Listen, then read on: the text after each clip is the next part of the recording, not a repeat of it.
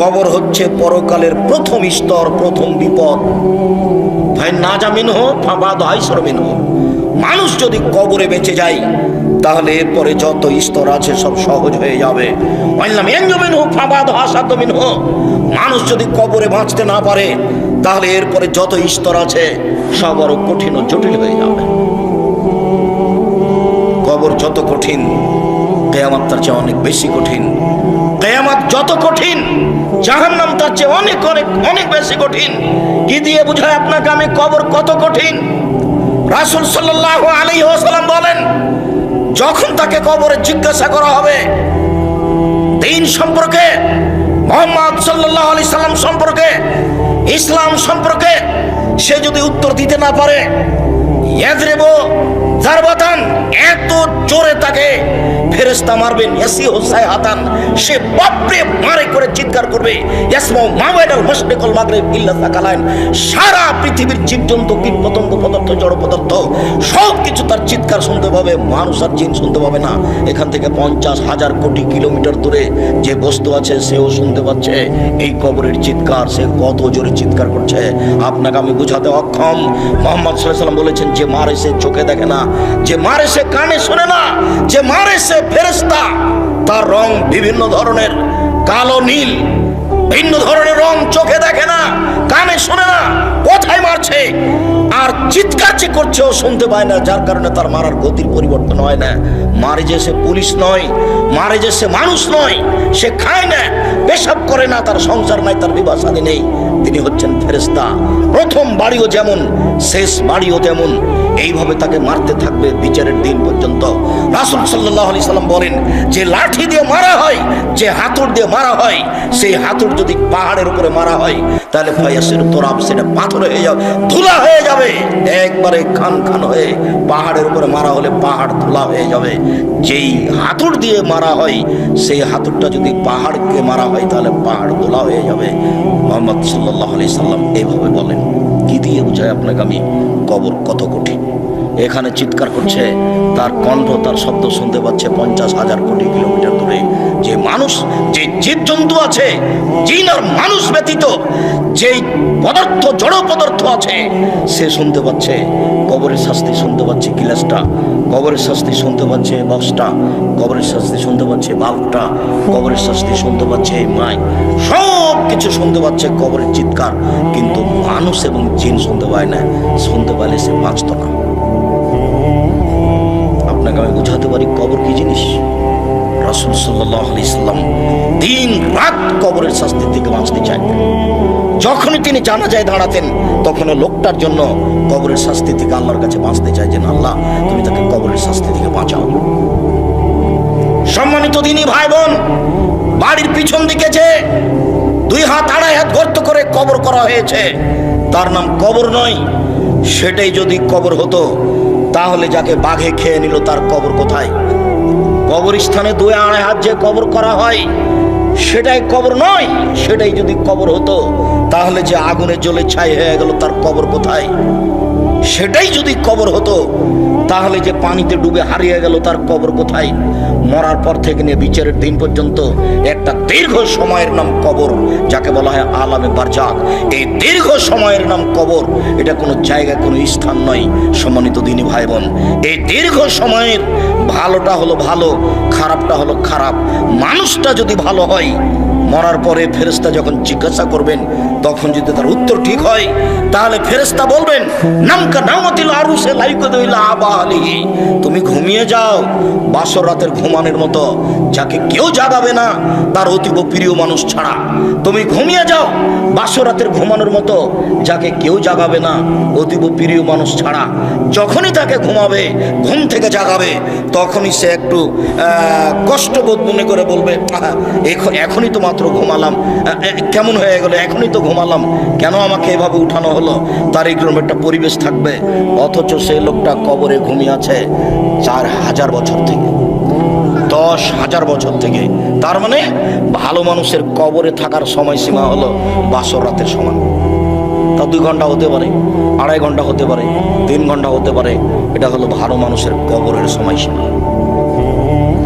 আর যারা খারাপ মানুষ তারা তো আপনাকে আর আমি কি দিয়ে বুঝাই।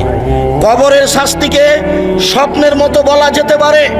আপনি পাশে বসে আছেন, আপনার ভাই শুয়ে আছে, ঘুমিয়ে আছে, গোখরা সাপ তাকে দংশন করছে, সে বাপরে মারে করে চিৎকার করে পালিয়ে যাচ্ছে ঘুমের ঘরে। এরপরে তার ঘুম ভেঙে গেল, ঘুম ভাঙতে দেখতে পাচ্ছে কমা সাপ কত বড় ছিল, রং কেমন ছিল, কিভাবে কে দংশন করছে, সে সব কিছু এখন অক্ষরে অক্ষরে বলে দিতে পারবে ঘুম থেকে উঠে। কিন্তু যে পাশে বসে আছে সে কিছুই দেখতে পায় না। বুঝাতে পারিনি কথা মনে হয়? এরকম হলো কবরের শাস্তি। আপনি কবর খনন করে সাপ দেখবেন, এই কথা ঠিক নয়। ওই যে একটা কাগজে লেখা ছিল যে জনৈকে ইমাম সৌদি আরব থেকে ইমামতি করার পরে মসজিদ থেকে বের হয়ে একটা কবর খনন করে দেখলেন যে একটা লাশকে সাপ পেঁচিয়ে ধরে আছে। তারপরে বলে দিলেন যে এইটা ফটোকপি করে যে যত বিতরণ করতে পারবে সে তত ভালো। একেবারে নগদ মিথ্যা কথা। কবরের শাস্তি মানুষ দেখা তো বহু দূরের কথা, শুনতে সক্ষম নয়। কবরের শাস্তি দেখা তো বহু দূরের কথা, মানুষ শুনতে সক্ষম নয়। অতএব কবরের শাস্তিকে আপনার রেকর্ডিং করে বা একটা রূপক পরিকল্পনা করে সাজিয়ে মানুষকে দেখানো হারাম। এটা মানুষের পক্ষে সহজ সম্ভব নয়। কবরের শাস্তি, কবর যত কঠিন কিয়ামত তার চেয়ে অনেক বেশি কঠিন। কিয়ামত যত কঠিন জাহান্নাম তার চেয়ে অনেক অনেক অনেক বেশি কঠিন। কি দিয়ে বুঝায় আপনাকে আমি জাহান্নাম কত কঠিন, কিয়ামত। লাকে ইব্রাহিম আবাহু আজার, বিচারের মাঠে ইব্রাহিম আলাইহিস সালাম তার পিতা আজরের সাথে সাক্ষাৎ করবেন। আজরের সাথে সাক্ষাৎ করে বলবেন আলাম আকুল্লাহ আল্লাহ তাসিনী, আব্বা আপনাকে আমি বলিনি যে আপনি আমার নাফরমানি করিয়েন না?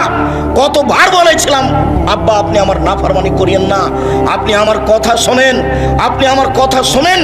তখন তার পিতা আজর বিচারের মাঠে বলবে আলিয়ামুল আসিকা, বেটা আজকে তোমার নাফরমানি করব না, যা বলবে সেটা আমি মানব।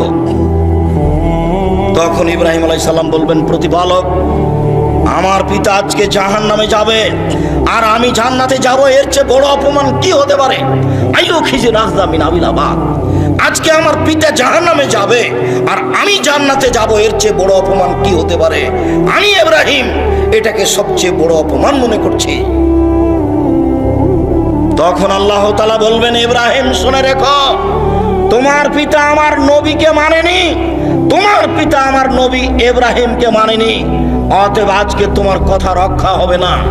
তোমার পিতার চেহারা আকৃতি পরিবর্তন করে দেওয়া হলো, সাপের আকৃতি করে দেওয়া হলো।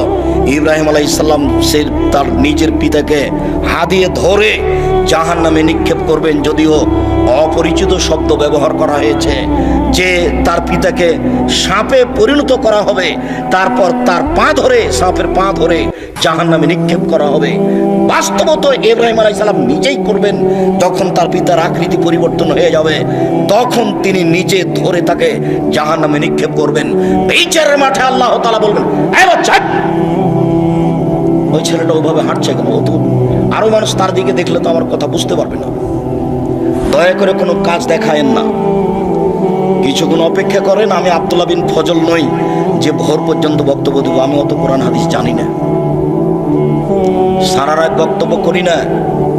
আপনি দয়া করে নিজের কোনো কাজ দেখাবেন না। আমি আপনার জন্য এসেছি কষ্ট করে। মহিলা মানুষ আপনাকে বলছি, ঢং ঢং করে এসেছেন, ঢং ঢং করে গল্প করতে করতে যায়েন না। আপনার একটা লজ্জাবোধ থাকা দরকার, আপনার একটা ইতস্তবোধ থাকা দরকার, একটা আপনার হায়াবোধ থাকা দরকার। আপনি মহিলা মানুষ, আপনার একটু শরম হয় না কেন? আপনার একটু হায়া হয় না কেন? এত গল্প করেন কেন?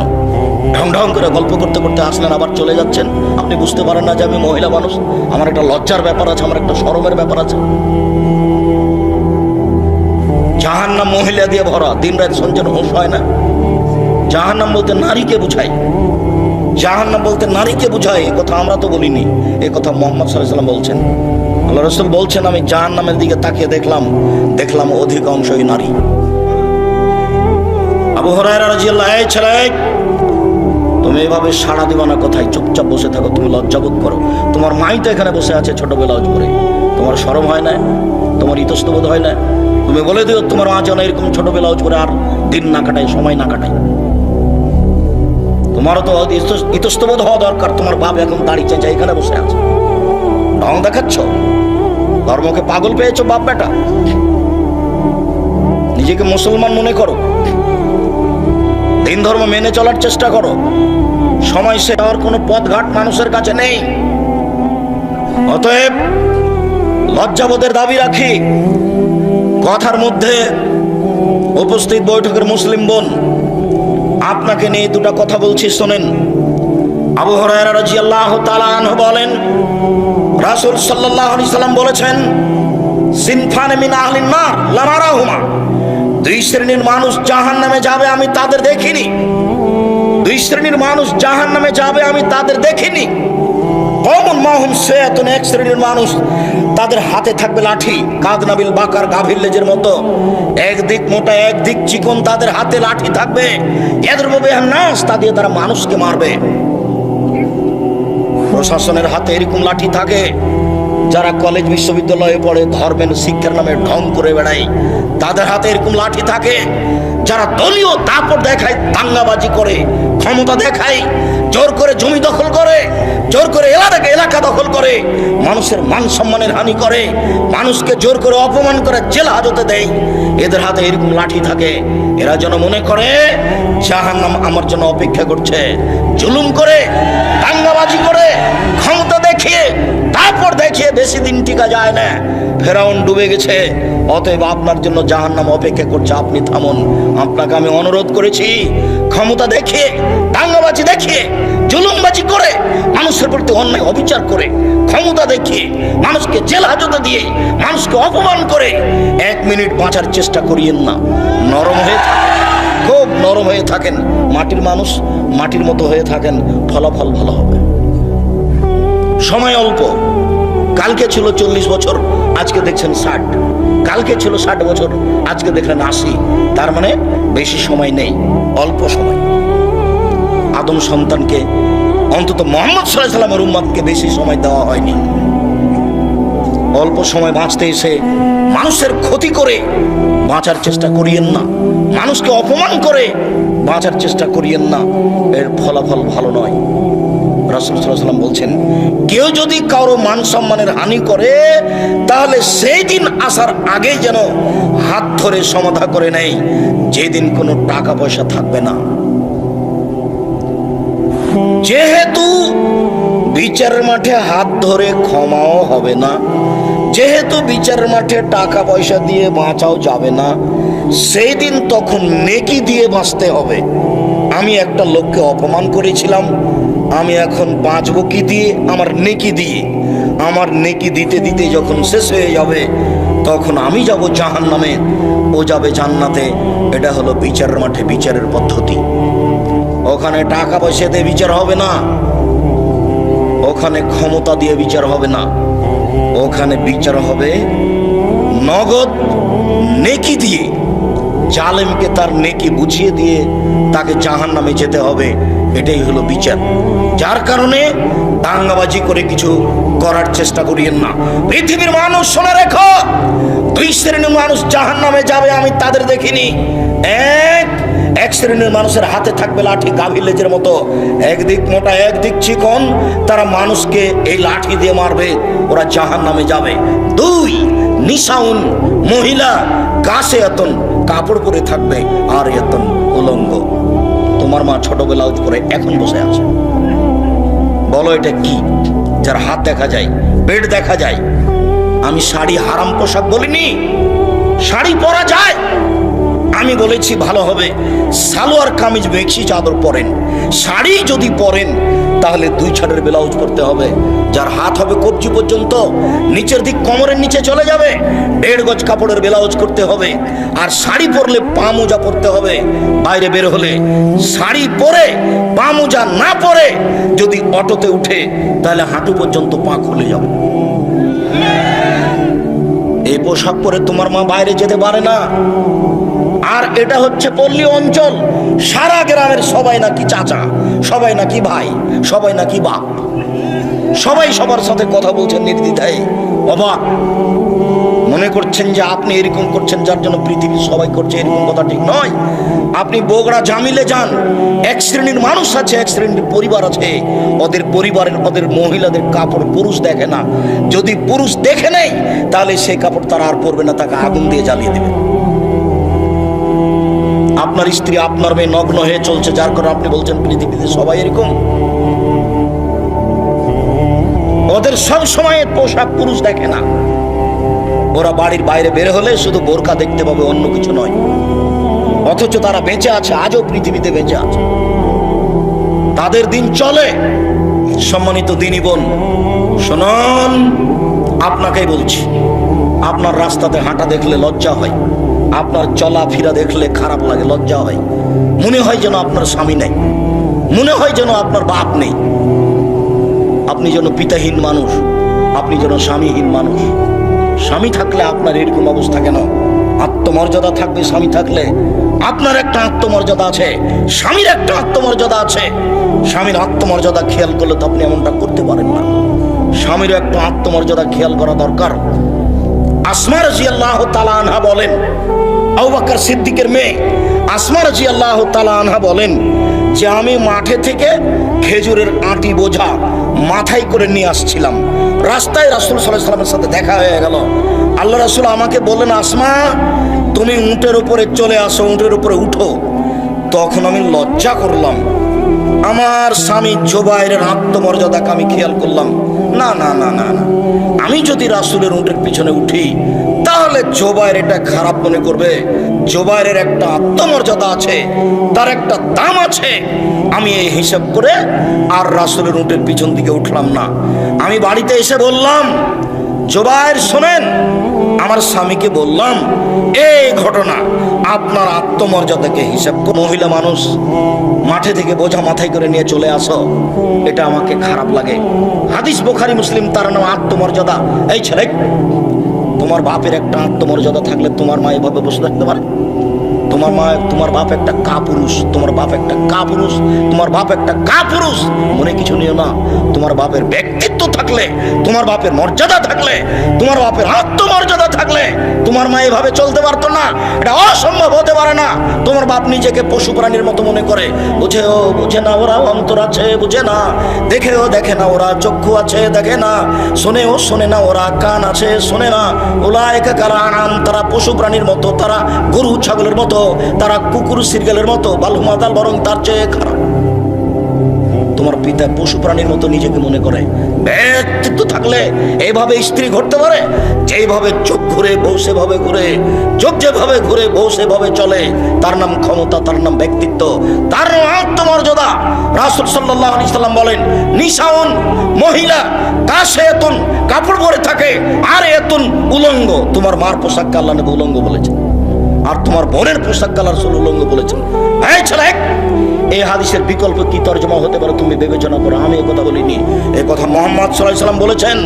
নিজেকে পশু প্রাণী মনে করো না, নিজেকে গরু ছাগল মনে করো না, নিজেকে মানুষ মনে করিও।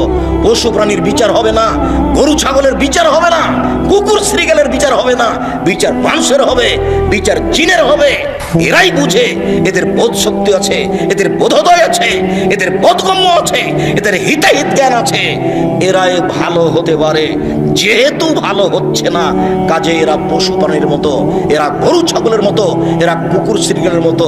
তবে আল্লাহ তাদেরকে কুকুর শৃগাল বলেননি। পরিবর্তন হতে পারে। আজকেই পরিবর্তন হতে হবে তোমাকে, আজকেই পরিবর্তন হতে হবে তোমার মাকে, আজকেই পরিবর্তন হতে হবে তোমার বোনকে। সিদ্ধান্ত পরিবর্তন করুন আপনি আমার দিনী বোন। রাসূল সাল্লাল্লাহু আলাইহি সাল্লাম বলেন, মাইলাতুন, এরা পুরুষকে নিজের দিকে আকৃষ্ট করে। মমিলাতুন, তারা পুরুষকে নিজের দিকে আকৃষ্ট করে। মাইলাতুন, এরা নিজেরা আকৃষ্ট হয় পুরুষের দিকে। এরা বাড়িতে যখন থাকে তখন ভালোই থাকে, যখন বাড়ি থেকে বের হয় রাস্তায় চলে তখন কেন জানি কেমন কেমন করে, আনছান করে। একবার ডান দিকে যায়, একবার বাম দিকে যায়, একবার হাত নাড়ে, একবার চোল নাড়ে, কেন জানি কেমন কেমন করে। তার মানে এরা পুরুষের দিকে আকৃষ্ট হয়েছে। লায়াত খোলা জান্নাহ, এরা জান্নাতে যাবে না। জান্নাতে তো যাবে না, যাবে না। ওয়ালা ইয়াজিদুনা রিহাহা, এরা জান্নাতের গন্ধ পাবে না। ফাইনা রিহাহা লা তুজাদু মিন মাসরিতি কাযা ওয়া কাযা, যে জান্নাতের গন্ধ 1 বছরের দূরত্ব পথ থেকে পাওয়া যায়, এটা জান্নাত। এখানে একটা দ্রুতগামী ঘোড়া দৌড়াতে আরম্ভ করে 1 বছর দৌড়াই, এই যত পথ যাবে ওই পথের মাথায় কেউ যদি দাঁড়ায় তাহলে জান্নাতের গন্ধ পাবে। এই মহিলারা জান্নাতের গন্ধ পাবে না। সম্মানিত দিনী বোন, আপনাকে আমরা আর একটা কথা বলে আমাদের আলোচনার দিকে এগিয়ে যাচ্ছি। রাসূল সাল্লাল্লাহু আলাইহি ওয়াসাল্লাম বলেন 3 শ্রেণীর মানুষ জান্নাতে যাবে না। ফালাসাতুন লা তাদখুলুল জান্নাতা আবাদা, 3 শ্রেণীর মানুষ কখনো তারা জান্নাতে যাবে না। 1, মদমিনুল খামর, যারা নিয়মিত বিড়ি, তামাক, জর্দা, সিগারেট, গুল, নেশাদার দ্রব্য খায়, পান করে, তারা জান্নাতে যাবে না। এমন ভাবে আজ থেকে আপনি বিড়ি সিগারেট ছেড়ে দিবেন, দোকানদার যেন একেবারে যা কিনেছিল সেটা যেন মালিককে ফেরত দিয়ে আসে বা ফেলে দেয়, আগুন দিয়ে জ্বালিয়ে দেয়।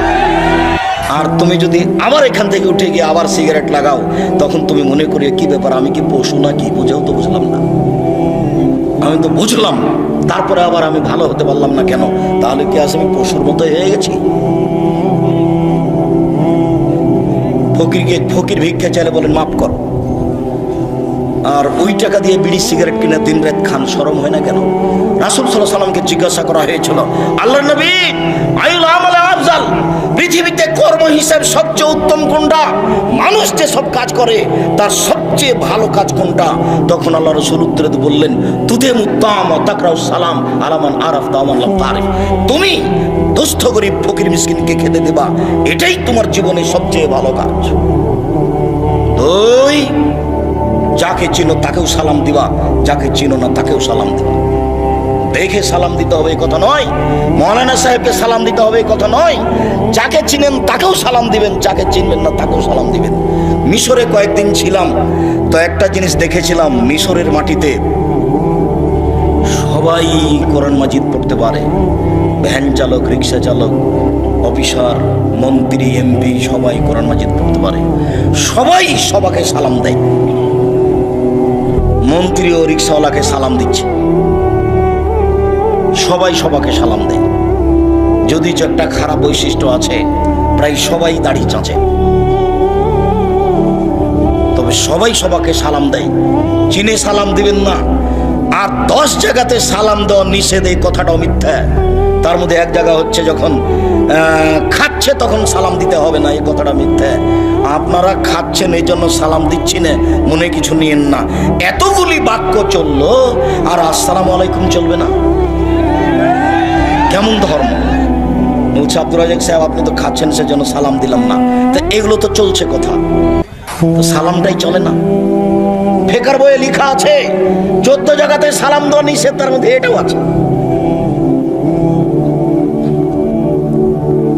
পাবনা যাচ্ছি তো এক লোক অজু করছে, আমি সালাম দিয়েছি, তা আমাকে বলছে অজু করার সময় সালাম দেওয়া যায় না। আমি বলছি যে কোথায় আছে? আছে। কোথায় আছে? আছে।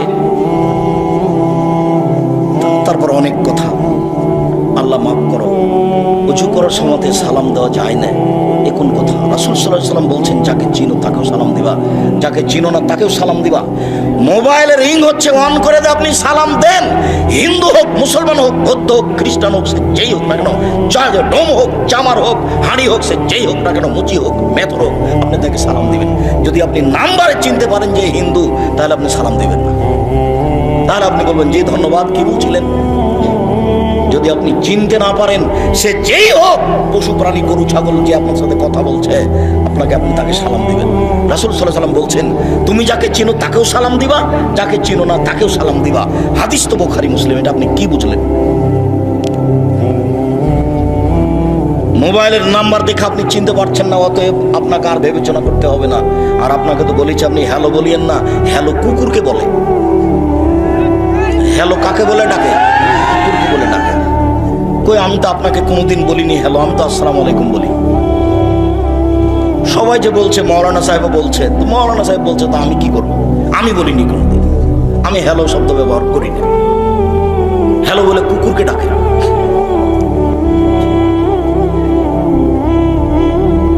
আপনি যদি অন করেন তাহলে এটা দিয়ে করবেন।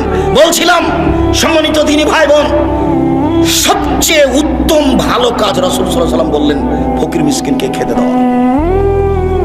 বিড়ি সিগারেট খেয়ে টাকাটা নষ্ট করলেন, আর ফকিরকে 10টা টাকা দেওয়ার জন্য আপনি ভারী মনে করলেন, বললেন যে মাফ করো, তা করবেন কেন? আমি তো জানি না আপনি জামিয়া সালাফিয়াতে টাকা পয়সা পাঠান কিনা। যদি আমি বলেছি যে আপনার টাকা ছাড়াও জামিয়া সালাফে করবে, কিন্তু আপনি তো নেয়ামতপুর থানার মানুষ, আপনি আমার কাছের মানুষ, আপনি আমার দিনী ভাই, আপনি আপনার দিনী বোন। আমি জানি না আপনার টাকা পয়সা জামিয়া সালাফিয়াতে খরচ হয় কিনা। মাসে 26 লক্ষ বেতন লাগে, তা আপনার কয়টা টাকা আছে এখানে? আমি বলেছি আপনার টাকা না হলে জামিয়া সালাফে গড়বে ইনশাআল্লাহ। তবে আমি কথা বলেছি যে আপনার টাকা ছাড়া হয়ে যাক, এটা আমি চাইনি। পতিতালয়ের মহিলা যদি কুকুরকে পানি পান করে জান্নাত পেতে পারে, পতিতালয়ের মহিলা যদি কুকুরকে পানি পান করে জান্নাত পেতে পারে, তাহলে জামিয়া সালাফে 10টা টাকা দান করে জান্নাত হবে ইনশাআল্লাহ। আপনাকে আমি জামিয়া সালাফের মুখপত্র পত্রিকা মাসিক আল ইতিসাম পত্রিকা পড়তে বলেছি। 10 জন মুফতি আছে, একাধিক জন লোক আছে, কর্মচারী আছে, লক্ষ লক্ষ টাকা তার পিছনে খরচ হয়, আর আপনি 20, 25, 30 টাকা খরচ করেন না। কৃপণতা আমাকে দেখিয়ে আপনি মনে করিয়েন না যে আব্দুল রাজ্জাক সাহেবকে ঠগিয়ে দিয়েছে, এটা আপনি মনে করিয়েন না। আমি জীবন বাজি রেখে প্রাণপণে চেষ্টা চালিয়ে যাচ্ছি সঠিক ধর্ম জাতির সামনে পেশ করা, মুখে কলমে মিডিয়ায়। আপনি মূল্যায়ন না করলে আমার কিছু করার নেই। আপনাকে আমি বলেছি কোরআন মাজিদের গায়ে ভাবে লেখা আছে।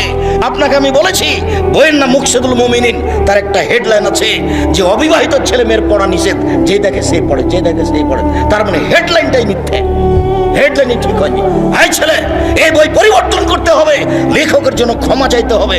শোনো, এই হেডলাইনের পরে লেখা আছে যা আল্লাহর হস্তে একটা সত্য কথা নয়, আর সব সরাসরি কোরআন মাজিদের বিরোধী। হেডলাইনের পরে লেখা আছে ভরা পেটে স্ত্রী মিলন হলে ছেলে ভ্যাংচা হয়, সফরের পূর্বে স্ত্রী মিলন হলে ছেলে টেরা হয়, চন্দ্র সূর্য গ্রহণে ছেলে স্ত্রী মিলন হলে ছেলে কানা হয়।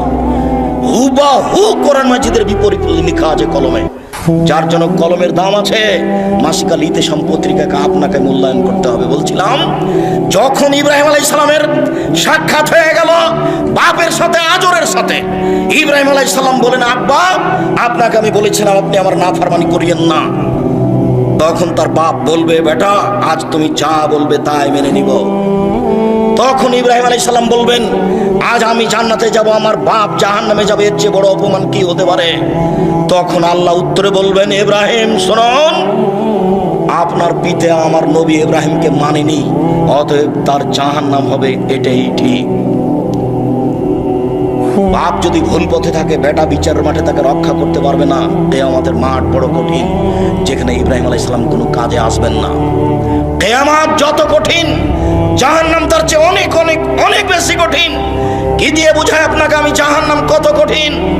মহান আল্লাহ বলেন, ফাম্মা মান সাকালাত মাওয়াজিনুহু, বিচারের মাঠে, ফাম্মা মান খাফফাত মাওয়াজিনুহু, বিচারের মাঠে যার নেকির পাল্লা হালকা হয়ে যাবে, তার থাকার জায়গা হবে অতীব গহ্বর হাবিয়া। মুহাম্মদ সাল্লাল্লাহু আলাইহি ওয়াসাল্লাম আপনি বলতে পারেন হাবিয়া কি জিনিস? হাবিয়া নামক জাহান্নামের পরিচয় আপনার জানা আছে? আল্লাহ বলবেন, আমি বলি নারুন হামিয়া, তা হচ্ছে জ্বলন্ত উত্তপ্ত আগুন। জাহান্নাম বলতে উত্তপ্ত আগুনকে বলা হয়। মহান আল্লাহ বলেন, কালা লা ইউমবাদান্না ফিল হুতামা ওয়া মা আদরাকা মাল হুতামা, অবশ্যই তাকে চূর্ণ বিচূর্ণকারী হুতামা নামক জাহান্নামে নিক্ষেপ করা হবে। মুহাম্মদ সাল্লাল্লাহু আলাইহি ওয়াসাল্লাম আপনি কি বলতে পারেন চূর্ণ বিচূর্ণকারী হুতামা নামক জাহান্নাম কি? এই বাচ্চা বসো, একটু ধৈর্যের পরিচয় দিবেন। ধৈর্যকে ঘোড়ার ডিম মনে করিয়েন না। ধৈর্য একটা শব্দ নয়, ধৈর্য একটা বাস্তবায়নের কিছু। ধৈর্য শব্দ নয়, ধৈর্য হচ্ছে বাস্তবায়নের কিছু। অতএব কথাকে মূল্যায়ন করবেন। আল্লাহ তাআলা বলেন, আমি বলি চূর্ণ বিচূর্ণকারী হুতামা নামক জাহান্নামটি কি? নারুল্লাহিল মুকাদ্দা, তা হচ্ছে জ্বলন্ত উত্তপ্ত আগুন। আল্লাহ তাআলা জাহান্নামের পরিচয় দিচ্ছেন। জাহান্নাম বলতে জ্বলন্ত আগুনকে বলা হয়। মহান আল্লাহ বলেন সাউসলিহে সাকার, অচিরে আমি তাকে সাকার নামক জাহান্নামে নিক্ষেপ করব। আমাদ্রাকা মা সাকার, মুহাম্মদ সাল্লাল্লাহু আলাইহি ওয়াসাল্লাম বলতে পারেন সাকার নামক জাহান্নামটি কি? আল্লাহ বলছেন লা তুবকি ওয়ালা তাদার, সাকার এমন একটি জাহান্নাম যে মানুষকে ছাড়বেও না, যে মানুষকে মারবেও না, তার নাম জাহান্নাম। এই কথাটা আল্লাহ তাআলা অন্য জায়গাতে বলেন লা ইয়ামুতু ফিহা ওয়ালা ইয়াহইয়া, মানুষ জাহান্নামে মরবেও না, মানুষ জাহান্নামে বাঁচবেও না। আল্লাহ তাআলা এই কথাটা অন্য জায়গাতে বলেন এইভাবে ওয়ায়াতিহিল মাউতু মিন কুল্লি মাকানিন ওয়া মা হুয়া বিমাইয়িত, জাহান্নামে মানুষকে মরণ চতুর্দিক থেকে ঘিরে ধরবে কিন্তু মরবে না, তার নাম জাহান্নাম। কয়েকটা আয়াত দিয়ে আপনাকে আমি জাহান্নামের পরিচয় দিচ্ছিলাম। রাসূল সাল্লাল্লাহু আলাইহি সাল্লাম বলেন পৃথিবীর মানুষ শুনে রেখো, ইন্না সাকরাতাল আযীমা, বিশাল একটা পাথর, 1 কোটি মণ ওজনের একটা পাথর যদি জাহান্নামের মুখে ছেড়ে দেওয়া হয় তাহলে নিচে পৌঁছতে সময় লাগবে 70 বছর। 1 কোটি মণ ওজনের একটা পাথর যদি 1 ঘন্টা নিচে যায় কত যেতে পারে, 1 দিন যদি নিচে যায় কত যেতে পারে, যদি 1 বছর নিচে যায় কত যেতে পারে, 70 বছর নিচে গেলে কত যাবে আপনাকে আমি বোঝাতে অক্ষম জাহান্নাম কত গভীর। সম্মানিত দিনী ভাই বোন, জাহান্নামের নিচে থাকবে যারা মুনাফিক, তারা হিন্দু জাহান্নামে যাবে, তবে সবচেয়ে নিচে থাকবে এই কথা আল্লাহ বলেন। যারা মুনাফিক, দোকানে বসে মানুষের বদনাম করে, এরাই হলো মুনাফিক। এর কথা ওকে লাগায়, এরাই হলো মুনাফিক। ঝগড়া করলে অশ্লীল কথা বলে, এরাই হলো মুনাফিক। মানুষের ক্ষতি করে, যে এরাই হলো মুনাফিক। আজান হয়ে গেছে তবু মসজিদের সামনে না গিয়ে, মসজিদে না গিয়ে দোকানে বসে গল্প করে, এরাই হলো মুনাফিক। মুনাফিক জাহান্নামের সবচেয়ে নিচে থাকবে, এই কথা আল্লাহ তাআলা বলেন। জাহান্নামের পরিচয় দিতে গিয়ে জাহান্নামীদের একটু পরিচয় দিই। রাসূল সাল্লাল্লাহু আলাইহি সাল্লাম বলেন একজন জাহান্নামীর গায়ের চামড়া হবে 42 হাত মোটা। রাসূল সাল্লাল্লাহু আলাইহি সাল্লাম বলেন একজন জাহান্নামীর দাঁত হবে উহুদ পাহাড়ের সমান। উহুদ পাহাড় 4 কিলোমিটার প্রশস্ত, 8 কিলোমিটার লম্বা, নিচে কত আছে তা মানুষ জানে না। রাসূল সাল্লাল্লাহু আলাইহি সাল্লাম বলেন একজন জাহান্নামের উরু রান হবে বাইজা পাহাড়ের সমান, যার দৈর্ঘ্য হচ্ছে 39 কিলোমিটার লম্বা। সম্মানিত দিনী ভাই বোন, রাসূল সাল্লাল্লাহু আলাইহি সাল্লাম জাহান্নামীদের পরিচয় দিতে গিয়ে বললেন একজন জাহান্নামীর বসার জায়গা হবে মক্কা থেকে মদিনা 450 কিলোমিটার পথ। একটা লোকের বসার জায়গা যদি 450 কিলোমিটার হয়, একটা লোকের গায়ের চামড়া যদি 42 হাত মোটা হয়, একটা লোকের দাঁত যদি উহুদ পাহাড়ের সমান হয়, একটা লোকের উরু রান যদি বাইজা পাহাড়ের সমান হয়, একটা লোকের ডান কাঁধ থেকে বাম কাঁধের ব্যবধান যদি একটা দ্রুতগামী ঘোড়ার 3 দিন 3 রাতের পথ হয়, তাহলে লোকটা কত বড়। পৃথিবীর শুরু থেকে শেষ পর্যন্ত যত মানুষ এসেছে, যত মানুষ আছে, যত মানুষ আসবে, তার শতকরা 1999 জন লোক জাহান্নামে যাবে। একজন যদি এত বড় হয় তাহলে হাজারে এত গেলে জাহান্নাম কত বড় আপনাকে আমি কি দিয়ে বুঝাই। জাহান্নাম কি জিনিস রাসূল সাল্লাল্লাহু আলাইহি সাল্লাম বলেন যত মানুষ এসেছে, যত মানুষ আছে, যত মানুষ আসবে, যত জিন এসেছে, যত আছে, যত আসবে, সব যদি একসাথে জাহান্নামের দরজা দিয়ে ঢোকে তাহলে ঢুকতে অসুবিধা হবে না। তার নাম জাহান্নাম। মানুষকে শাস্তি দেওয়ার জন্য আল্লাহ এই ব্যবস্থা করেছেন। জাহান্নামকে বিচারের মাঠে টেনে নিয়ে যাওয়া হবে। জাহান্নাম কথা বলতে পারে। যখন জাহান্নামে মানুষকে নিক্ষেপ করা হবে, যতবার নিক্ষেপ করা হবে ততবার জাহান্নাম বলবে আর কি কিছু আছে, আর কি কিছু আছে। তখন আল্লাহ তাআলা তার পাকে জাহান্নামে ঢুকিয়ে দিবেন। তখন জাহান্নাম এনজাবি বাজেলা বাজিন, তার কিছু অংশের মধ্যে লেগে একেবারে আঁটোসাঁটো হয়ে যাবে। আঁটোসাঁটো হয়ে গিয়ে জাহান্নাম বলবে কাত কাত কাত, যথেষ্ট যথেষ্ট যথেষ্ট। তাহলে জাহান্নাম কথা বলতে পারে। এ দেখেন জাহান্নাম কথা বলছে। ফাস্তাকাতিন নার ইলা রাব্বিহা, জাহান্নাম তার প্রতিপালকের কাছে অভিযোগ করে বলল ইয়াকুল বাজি বাজান, আল্লাহ আমার কিছু অংশকে ধরে খায়। এইদিকের আগুন ঝাপটা মেরে এইদিকের আগুনকে ধরে খায়, এইদিকের আগুন ঝাপটা মেরে এইদিকের আগুনকে ধরে খায়। তার মানে আল্লাহ তুমি আমার ভেতরের শাস্তিকে একটু হালকা করবা কি? ফাওয়াজান আল্লাহ হবে নাফসাইন, তখন 2টা শ্বাসের অনুমতি দিয়ে তার ভেতরের শাস্তি হালকা করা হলো। আল্লাহ বললেন ঠিক আছে জাহান্নাম, আমি তোমার কথা মেনে নিলাম, তুমি একবার শ্বাস ছাড়বে ঠান্ডা এলাকা থেকে, তাহলে পৃথিবী 6 মাস ঠান্ডা থাকবে। তুমি একবার শ্বাস ছাড়বে গরম এলাকা থেকে, তাহলে পৃথিবী 6 মাস গরম থাকবে। অন্যথায় তুমি একবার শ্বাস ছাড়বে, তাহলে পৃথিবী 6 মাস গরম থাকবে, আর একবার শ্বাস গ্রহণ করবে, তাহলে পৃথিবী 6 মাস ঠান্ডা থাকবে।